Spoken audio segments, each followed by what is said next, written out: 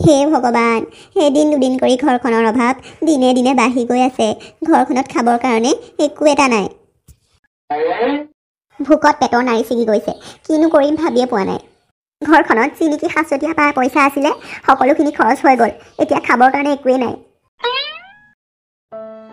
হে ভগৱান, তোমাক হাতযোৰ কৰি কৈছোঁ, আমাক আৰু দুখ নিদিবা আৰু কষ্ট সহিব নোৱাৰোঁ। আমাক খাবৰ কাৰণে কিবা এটা গোটাই দিয়া। হে ৰহিমলা, খাবৰ কাৰণে কিবা যোগাৰ কৰিছিলা নেকি? বহুত ভোক লাগিছে, পেট শুকাই গৈছে ভোকত। হেৰি, ঘৰতচোন খাবলৈ একোৱেই নাই। যি নেকি সাঁচতীয়া ধন আছিলে সকলোখিনি খৰচ হৈ গ'ল।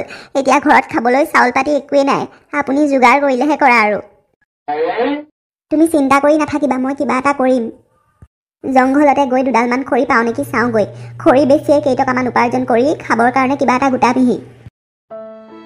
ৰহিমলা, তুমি চিন্তা কৰি নাথাকিবা আকৌ। হ'ব বাৰু, চিন্তা কৰি নাথাকোঁ, সোনকালে আহিব আপুনি। হে ভগৱান, আমাক আৰু কিমান ধৈৰ্য পৰীক্ষা নলোৱা। মানুহজন বহুত কষ্টত আছে, চকু মেলি চাবা আৰু। জংঘলখনতচোন খৰি এডালো পাবলৈ নাই।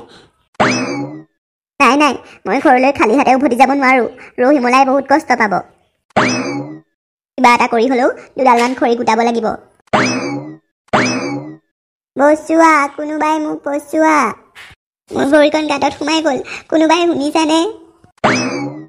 অঁ, এইফালে কোনোবাই চিঞৰ আগতে শুনিছোঁচোন। হয়তো কোনোবা বিপদত পৰিছে, মোক ৰক্ষা কৰিব মাতিছে। আগলৈ গৈ চাওঁগেচোন, কাৰোবাক দেখোবা। ৰক্ষা কৰা, ৰক্ষা কৰা। আৰে, এইটোচোন এটা প্ৰকাণ্ড হাতী। ই গাঁতত সোমালচোন। ইয়াক মই কিবা এটা কৰি ৰক্ষা কৰিব লাগিব, ই নহ'লে মৰি যাব। এই দয়ালু বুঢ়ালোক, মোক যেনে তেনে ৰক্ষা কৰা। তুমি সহায় নকৰিলে মই ইয়াৰ পৰা কেতিয়াও ওলাব নোৱাৰোঁ। মোক সহায় কৰা দয়ালু লোক। তুমি চিন্তা নকৰিবা গজৰাজ, মই কিবা এটা উপায় উলিয়াই তোমাক ৰক্ষা কৰিম। হে গজৰাজ, তোমাৰ সুৰডাল আগলৈ কৰি দিয়া, মই তোমাক টানিবলৈ চেষ্টা কৰিম। ধন্যবাদ দয়ালু মানুহ, মোক ৰক্ষা কৰাৰ বাবে। তুমি পিছে এই গাঁতটোত কেনেকৈ সোমালা গজৰাজ? এইবোৰ বহুত কথা। মই লগৰটোৰ লগত এইফালেদি আহি আছিলোঁ আৰু সি মোক চাল কৰি এই গাঁতটোত পেলাই দিলে। তুমি হয়তো মোক ৰক্ষা নকৰা হ'লে আজি মই ইয়াৰ পৰা ওলাব নোৱাৰিলোঁ হয়। তুমি আজি মোক বহুত ডাঙৰ উপকাৰ কৰিছা। মই এই উপকাৰ কেতিয়াও পাহৰিব নোৱাৰোঁ। নাই নাই, এইটো মোৰ কৰ্তব্য হয়। কোনোবাই বিপদত পৰিলে মই সহায় কৰাটো মোৰ কৰ্তব্য। তুমি নহয়, আন কোনোবা হোৱা হ'লেও মই আজি সহায় কৰিলোঁ হয়। এই দয়ালু লোক, তোমাক এই সহায়ৰ বিনিময়ত কি লাগিব কোৱা? মই তোমাক কিবা এটা সহায় কৰিব বিচাৰোঁ। মই বৰ ডাঙৰ বিপদত পৰিছোঁ গজৰাজ। মোৰ ঘৰত খাবলৈ একো নাই, পত্নী ভোকত আছে। এতিয়া যদি মই জংঘলৰ পৰা খৰি নিনি বজাৰত নেবেচোগৈ, মোৰ পত্নী ভোকত মৰি যাব। তুমি খৰি নি বেচিব নালাগে, তোমাক মই সহায় কৰিম। এইটো লোৱা, এইটো হৈছে যাদুৰ ফল। এইটোক তুমি যি বিচাৰিবা তাকেই পাবা।